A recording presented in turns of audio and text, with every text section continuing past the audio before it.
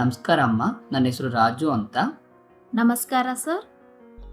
ನಾನು ಕೆಲವು ಪ್ರಶ್ನೆಗಳು ಕೇಳ್ತೀನಿ, ಉತ್ತರ ಕೊಡಿ. ಆಯ್ತು ಸರ್, ಕೇಳಿ. ಕಳೆದ 2 ವರ್ಷದಲ್ಲಿ ನಿಮ್ಮ ಮನೆಯಲ್ಲಿ ಯಾರಾದರೂ ಗರ್ಭಿಣಿಯರಿದ್ರಾ? ಹೌದು ಸರ್, ನಾನೇ ಗರ್ಭಿಣಿ ಆಗಿದ್ದೆ.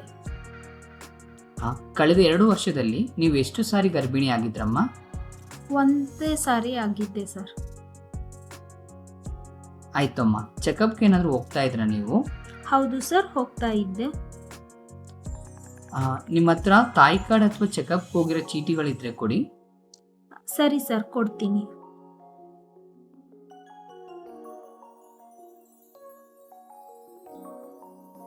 ಧನ್ಯವಾದಗಳಮ್ಮ. ನಿಮ್ಮ ಗರ್ಭಾವಸ್ಥೆಯ ಬಗ್ಗೆ ನಾನು ಕೆಲವು ಪ್ರಶ್ನೆಗಳನ್ನ ಕೇಳ್ತೀನಿ, ದಯವಿಟ್ಟು ಉತ್ತರ ಕೊಡ್ತೀರಾ? ಆಯ್ತು ಸರ್, ಕೇಳಿ. ನೋಡಿ, ಇಲ್ಲಿ ಈ ಮಹಿಳೆ ನಮ್ಮ ಸ್ಟಡಿಗೆ ಪಾರ್ಟಿಸಿಪೆಂಟ್ ಆಗಕ್ಕೆ ಕನ್ಸೆಂಟ್ ಕೊಟ್ಟಿದ್ದಾರೆ.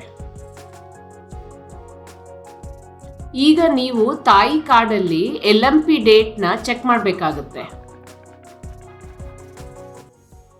ನೋಡಿ, LMP ನೋಡಿ ನಮ್ಮ ಪ್ರಾಜೆಕ್ಟ್ ಅಲ್ಲಿರೋ ಡೇಟ್ ರೇಂಜ್ ಒಳಗಡೆನೆ ಬರ್ತಾ ಇದೆ ಇದು LMP. ಸೊ ಈ ಡೇಟಾನ ನೀವು ಫಾರ್ಮಲ್ ಫಿಲ್ ಮಾಡಬೇಕು ಅಂದ್ರೆ ಕೆಲವೊಂದು ಸ್ಟೆಪ್ಸ್ನ ಫಾಲೋ ಮಾಡಬೇಕಾಗುತ್ತೆ. ಈ ಸ್ಟೆಪ್ಸ್ನ ಎಕ್ಸ್ಪ್ಲೇನ್ ಮಾಡಿದ್ದೀವಿ ಮುಂದಿನ ಸ್ಕ್ರೀನಲ್ಲಿ. ಸ್ಟೆಪ್ 1 ಅಂದ್ರೆ ಮೊದಲನೇ ಸ್ಟೆಪ್ ಅಲ್ಲಿ number of pregnant women in the past year 2022 to 2023 ಅಲ್ಲಿ ನಂಬರ್ 1 ಅಂತ ಬರಿಬೇಕು. ಸ್ಟೆಪ್ 2 ಪ್ರೆಗ್ನೆಂಟ್ ವುಮೆನ್ ಹೆಸರು ಬರಿಬೇಕು ನೆಕ್ಸ್ಟ್ ಕಾಲಮ್ ಅಲ್ಲಿ. ಸ್ಟೆಪ್ 3 ಎಷ್ಟು ಸತಿ ಪ್ರೆಗ್ನೆಂಟ್ ಆಗಿದ್ರು ಅಂದ್ರೆ number of times pregnant column ಅಲ್ಲಿ 1 ಸತಿ 1 ಅಂತ ಬರೀಬೇಕು. ಮತ್ತೆ ಅವರು ಸ್ಟಡಿ ಕನ್ಸೆಂಟ್ ಕೊಟ್ಟಿದಾರಲ್ವಾ, ಅದಕ್ಕೆ ಸ್ಟೆಪ್ 4 ಕನ್ಸೆಂಟ್ ಅಲ್ಲಿ ಟಿಕ್ ಮಾರ್ಕ್ ನ ಹಾಕ್ಬೇಕು.